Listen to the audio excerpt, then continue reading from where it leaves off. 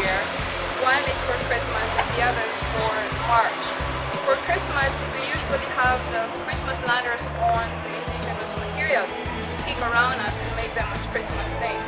However, we have realized that it is easier to display anything without a theme. We realized later that to have a theme is to portray a certain message or a meaning from things around us for the purpose of Christmas. This year, what we have thought about was a theme of coming from we celebrate Jesus. That is, we may not have everything as long as we have Jesus in our hearts, the pure essence of Christmas. I hope that this exhibit today is going to portray that. Christmas in the eyes of the poor. Our dear oblates right now are looking miserable.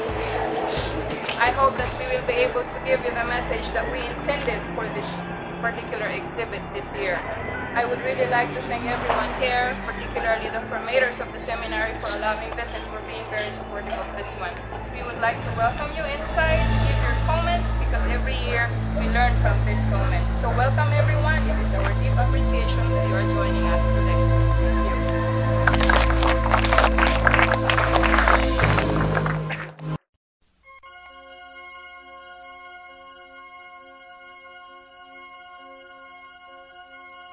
Thank you.